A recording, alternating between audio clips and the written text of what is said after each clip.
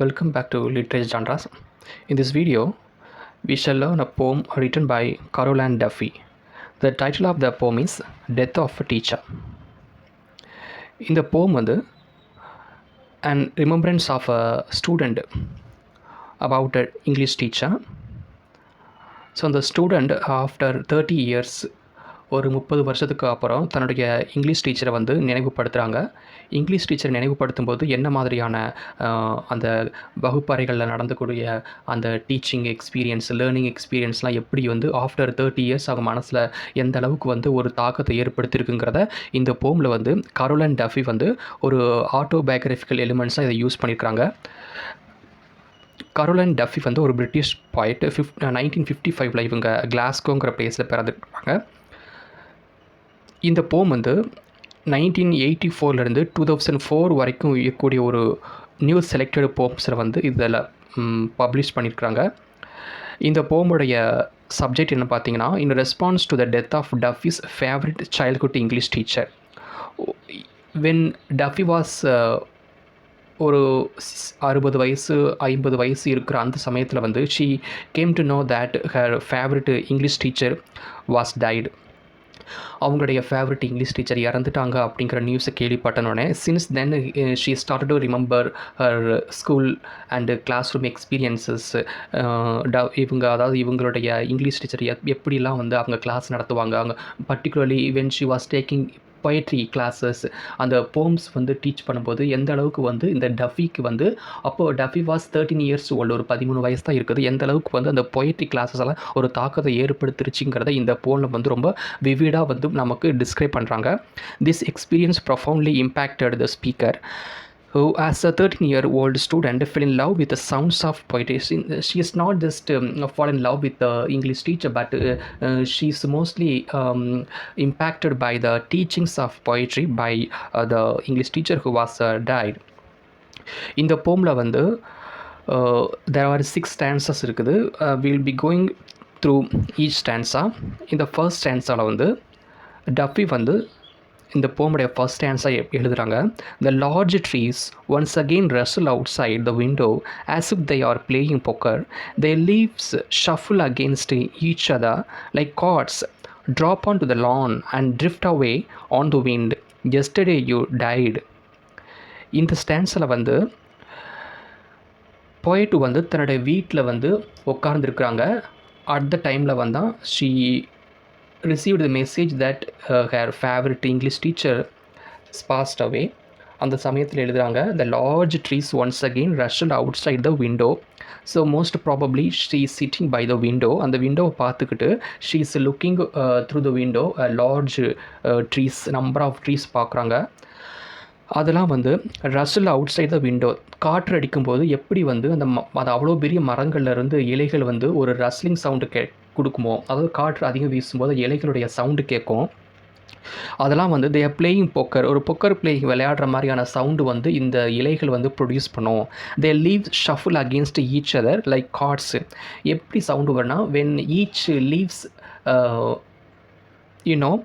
Hitting each other, அதாவது ஒன்றுக்கொன்று இலைகள் முட்டி மோதும் போது அதிலிருந்து சவுண்டு வரும்.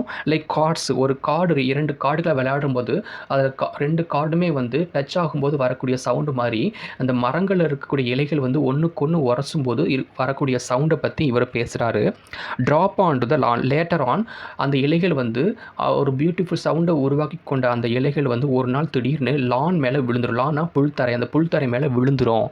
And drift away on the window, அப்புறம் விண்டு, அதாவது காற்றடிக்கும்போது அந்த விழுந்த இலைகள் எல்லாம் ஒரு புறமாக போய் பறந்து போயிடும்.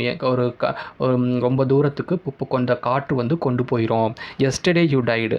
அந்த மாதிரி எந்த அளவுக்கு அந்த அவ்வளோ பெரிய மரம் இலைகள் பியூட்டிஃபுல் சவுண்டை உருவாக்கி திடீர்னு அந்த இலைகள் கீழே விழுந்து காற்று அது ரொம்ப தூரத்துக்கு கொண்டு போயிடுச்சு. பிகாஸ் ஆஃப் அந்த லீவ்ஸ் எல்லாம் காஞ்சு போயிடுச்சு.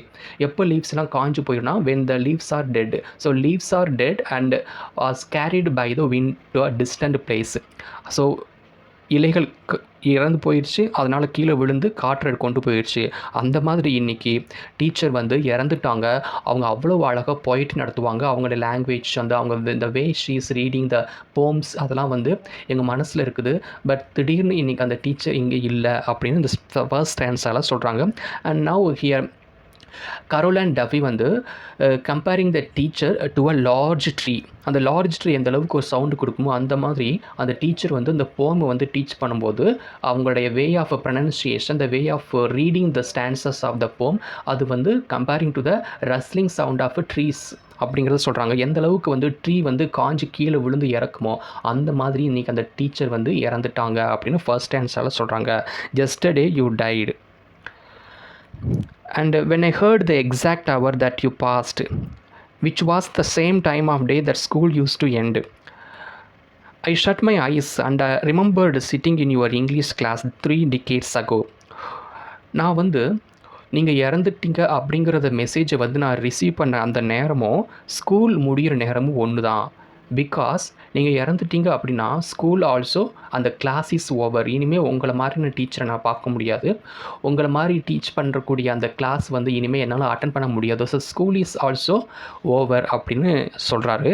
ஐ shut my eyes and remembered sitting in your class 3 decades ago. So since the time I received the message I was going back 3 decades அப்படின்னு சொல்கிறாங்க. ஒரு 30 வருஷத்துக்கு பின்னாடி நான் போகிறேன். அங்கே 30 வருஷத்துக்கு பின்னாடி நான் அட்டன் பண்ண இங்கிலீஷ் கிளாஸ் அண்ட் ரிமெம்பர் பண்ணுறேன். நீங்கள் எப்படிலாம் கிளாஸ் எடுப்பீங்க அதனால் ரிமெம்பர் பண்ணுறேன்னு சொல்கிறாரு. தேர்ட் ஸ்டான்ஸால் ஸோ 30 வருஷத்துக்கு பின்னாடி நான் போனால் ஐ வாஸ் 13 years old. எனக்கு ஒரு 13 வயசு தான் ஆகுது. You are sitting at your desk and dangling your legs off its edge while reciting a WB Yeats poem. அப்போது நான் வந்து ஒரு 13 வயசு இருக்கும். அப்போது அந்த கிளாஸில் WB Yeatsோட போம்ஸ் எல்லாம் வந்து ரீட் பண்ணுவீங்க. அது ரிசிட் பண்ணக்கூடிய வே ஆஃப் ரெசிடேஷன் எங்களுக்கு ரொம்ப பிடிக்கும். நீங்கள் அந்த அந்த பெஞ்சில் உட்காந்துக்கிட்டு காலை வந்து லைட்டாக வந்து ஷேக் பண்ணிக்கிட்டு அவங்களோட way of sitting and way of dangling your legs வந்து எங்களுக்கு ஒரு இம்ப்ரெஷனை க்ரியேட் பண்ணிச்சு. And also your way of reading those poems written by WB Yeats, it's created great impact in my heart அப்படின்னு சொல்கிறாங்க. Fourth stanza, the other girls in class were bored by this. ஆனால் எனக்கு மட்டும்தான் உங்களுடைய class பிடிக்கும், மற்ற கேர்ள்ஸ்க்கு வந்து போரிங்காக தான் இருக்கும். I only found it interesting but my other girls who found your class very boring. But my heart skipped a beat as I felt my self falling in love with the poems beautiful language. Where I fell in love with the language used by WB Yeats in the poems. அந்த லாங்குவேஜை வந்து the way you reading the words, the way you pronouncing the words in the poems, அது எனக்கு ரொம்ப பிடிச்சிருந்தது. So I fell in love with words pronounced by you. இதுதான் வந்து எனக்கு இன்னும் எனக்கு ஹார்ட்லேயே வந்து திரும்ப திரும்ப எனக்கு எக்கோயிங் ஆகிக்கிட்டே இருக்குதுன்னு சொல்கிறாரு. And next answer, listening to you recite I suddenly became aware of the fact that the old wooden desk beneath my hands was once a living tree. நான் உங்களுடைய போம்ஸ் ரெசிடேஷன் லிசன் பண்ணிக்கிட்டே இருக்கும்போது நான் வந்து என்னோடய இடத்துல உட்காந்துட்டுருக்கிறேன். நான் வந்து பெஞ்ச் மேலே கை வச்சு உட்காந்துட்டு இருக்கும்போது அந்த பெஞ்ச்லாம் வந்து once upon a time it was a tree. இது ஒரு லிவிங் ட்ரீயாக இருந்துச்சு. இன்றைக்கி அந்த ட்ரீ வந்து ஒரு மர பெஞ்சாக வந்து வடிவமைச்சிருக்கிறாங்க. So we use to be sitting on those benches. But once upon a time இதெல்லாம் வந்து ஒரு உயிருள்ள மரங்களாக இருந்துச்சு. அதுதான் எனக்கு அப்போ ஞாபகம் வருது. My hands was living a tree. I also noticed a bird in a oak tree outside the window and I listened to a chirp into the air. அதுக்கப்புறம் அந்த விண்டோ வழியை பார்க்குறேன். ஒரு ஓக் ட்ரீலேருந்து ஒரு பேர்டு பார்த்தேன். அந்த பேர்டுடைய சவுண்டு எனக்கு அந்த காட்டிலேருந்து மிக்ஸ் ஆகி என் காதுக்கு வந்துச்சு. அந்த அளவுக்கு வந்து உங்களுடைய கிளாஸ் அதில் அவுட் சைடுக்கூடிய நேச்சுரல் பேர்ட்ஸ் அண்டு எல்லாம் வந்து எனக்கு ஒரு மிகுந்த ஒரு ப்ளசண்ட் கிளாஸாக எனக்கு இருந்துச்சுங்கிறத அந்த கிளாஸோடைய அனுபவத்தை வந்து அழகாக இந்த ஸ்டான்ஸால் சொல்கிறாரு. And I felt more present in the classroom it's. ரொம்ப சந்தோஷமாக ஐ ஃபெல்ட் மோர் ப்ரெசென்ட் மற்ற ஸ்டூடெண்ட்ஸை விட எனக்கு அந்த கிளாஸில் வந்து உங்களுடைய கிளாஸ் அட்டன் பண்ணி உங்களுடைய way of taking classes, the way of going and reciting த போம்ஸ்லாம் வந்து எனக்கு ரொம்ப பிடிக்கும்னு சொல்கிறாரு. We were right there with you miss. நான் உங்களோட தான் இருக்கிறேன். நான் உங்களுடைய டீச்சிங் எல்லாம் என்னை விட்டு போகலை. என்னுடைய ஹார்ட்டில் இன்னும் அப்படியே இருக்குது. தோ ஐ மிஸ் யூ அப்படின்னு சொல்கிறாங்க. Later smoke trailed from a cigarette while you read lines from John Keats poems. அப்புறம் ஜான் கீட்ஸ் போயம்ல அதுவும் நீங்கள் ரீட் பண்ணும்போது way of reading while you are smoking a cigarette, அந்த சிகரெட்லேருந்து ஸ்மோக் வரும். And another side you are reading the poems of John Keats. அந்தளவுக்கு அது ஒரு வெரி அட்ராக்டிவ் ஒரு அப்பியரன்ஸாக இருக்கும் அப்படின்னு. ஸோ அந்த டீச்சர் வந்து சிகரெட் குடிக்கிறதையும் அதே சமயத்தில் அந்த ஜான் கீட்ஸோட போமை ரீட் பண்ணுறது வந்து இதெல்லாம் வந்து அந்த கரோலைன் டஃபி மேலே ஒரு தாக்கத்தை ஏற்படுத்தியிருக்குது. அது ஈஸியாக அவங்கள மறக்க முடியல. ரொம்ப ஒரு ஈஸ்தட்டிக்கலி அவங்கள வந்து அந்த டீச்சருடைய வே ஆஃப் டீச்சிங்கை வந்து ரொம்ப போர்ட்ரே பண்ணுறாங்க இந்த ஸ்டான்ஸால். அண்ட் இந்த final stanza, teaching is like giving someone a gift of never ending love. டீச்சிங்னா என்னது? அது ஒரு கிஃப்ட்டு. ஒரு கிஃப்ட்னா என்ன கிஃப்ட் அப்படின்னா, it never stops giving love. அப்படியே டீச் பண்ணும்போது, ஒருத்தர் டீச் பண்ணும்போது it is not just teaching from the book, it just giving a love to someone. அந்தளவுக்கு ஒரு அட்ராக்ஷன் கொடுக்கும். லேர்ன் பண்ணுறவங்களுக்கும் அந்த டீச்சிங்க்கும் ஒரு பெரிய ஒரு லவ், ஒரு அந்த டீச்சருக்கும் அந்த ஸ்டூடெண்ட்டுக்கும் இடையில எந்த ஒரு வெறுப்பும் இல்லாமல், ஒரு ஆன்சைட்டி, ஒரு ஈகோ எதுவுமே இல்லாமல் வரக்கூடிய ஒரு லவ் தான் வந்து நெவர் எண்டிங் லவ். இங்கே வந்து ஒரு gift. Teaching is kind of a gift. அந்த கிஃப்ட்டை வந்து ஸ்டூடெண்ட் கொடுத்துருக்காரு. Students even after 30 years still she remembers. அந்த ரிமெம்பர் பண்ணும்போது இடத்துல ஒரு வெறுப்பும் வரல, எந்த ஒரு அந்த டீச்சர் மேலே எந்த ஒரு கோபமும் வராமல் இருக்குது. That is called the gift. The teaching is a gift. I remember learning the poems by heart as if they were magic spells. ஆனால் எனக்கு இன்னும் 30 வருஷத்துக்கு அப்புறம் கூட என்னால் வந்து I am able to remember the poems taught by you. என்னால் இன்னும் என் மனசுக்குள்ள அந்த போம்ஸ் எல்லாம் அப்படியே வந்து எனக்கு பதிஞ்சிருக்குது. I can now recite the poems as if I am a 13-year boy அப்படிங்கிறது. பிகாஸ் அந்தளவுக்கு என் மனசில் வந்து அந்த நீங்கள் ரீடு பண்ண போம்ஸ் எல்லாம் அப்படியே எனக்கு பதிஞ்சிருக்குது. ஒரு அழியாமல் என்னுடைய ஹார்ட்டில் இருக்குது. ஒரு மேஜிக் ஸ்பெல்ஸ் மாதிரி டக்குன்னு என்னுடைய டிப் ஆஃப் த டங்கில் அப்படியே உக்காந்துருக்குது. And wonderful feeling of learning and reciting new words. And அந்த போம்ஸ் நடத்தும்போது ஒரு லேர்னிங் எக்ஸ்பீரியன்ஸ். எனக்கு ஒவ்வொரு வார்த்தைகளுடைய மீனிங்ஸு, ஒவ்வொரு அந்த சப்ஜெக்ட், அந்த தீம், அந்த சிம்பிள் எல்லாம் வந்து லேர்ன் பண்ணும்போது I feel a great happiness and reciting new words everyday. வந்து through the poems I came to learn new words from the poems that you are reciting in the class அப்படின்ட்டு ஒவ்வொரு moment வந்து எனக்கு வந்து I felt happy moment in your class அப்படின்னு அந்த டீச்சருடைய வே ஆஃப் டீச்சிங்கை ரொம்ப பாராட்டுறாங்க. You were right, these lessons have been useful throughout my entire life. ஆனால் நீங்கள் நடத்தின எல்லா லெசன்ஸும் என்னோடய வாழ்க்கையில் ரொம்ப யூஸ்ஃபுல்லாக இருக்குது.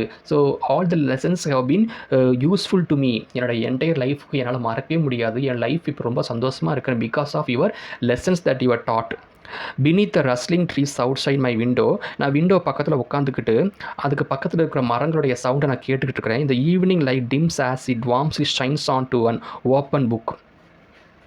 அந்த சமயம் வந்து ஒரு ஈவினிங் வந்து அப்படியே சன் செட் ஆகி அப்படியே அந்த மாலை வேலை கொஞ்சம் டிம் ஆகிட்டே வருது. டிம் ஆகி நேரமாக இன்னும் இருட்டுது. அப்படியே அந்த ஈவினிங்கு அந்த மாலை வெளிச்சம் அப்படி மெதுவாக வந்து என்னுடைய புக்குக்குள்ளே ஒளிஞ்சிக்கிட்டு அப்படி மறைஞ்சு போயிடுது. Book with treasured page just waiting for me to turn them. ஸோ இந்த புக்குக்குள்ளே நிறைய ட்ரெஸ்ஸர்டு பேஜஸ்லாம் இருக்குது. நீங்கள் நடத்தின எல்லா வார்த்தைகளும் எல்லாம் அந்த ஒரு 30 வருஷத்துக்கு பின்னாடி போகும்போது அங்கே உள்ள கோல்டன் டேஸ் எல்லாம் வந்து அந்த புத்தகத்துக்குள்ளே இருக்குது. So whenever I open the book, I find it very happy. I find it very proud of being the student of you அப்படின்னு சொல்லி. So the book will always be waiting for me to open it. So எப்பப்பெல்லாம் அந்த புக்கை நான் open பண்ணுறேனோ I will find the treasured pages which is inside the book அப்படின்னு சொல்லி இந்த போம் முடிச்சுக்காரு கரோலைன் டஃபி. இந்த போம் உங்களுக்கு புரிஞ்சதுன்னா லைக் பண்ணுங்கள், ஷேர் பண்ணுங்கள் அண்ட் சப்ஸ்கிரைப் பண்ணுங்கள். தேங்க்யூ ஃபார் வாட்சிங்.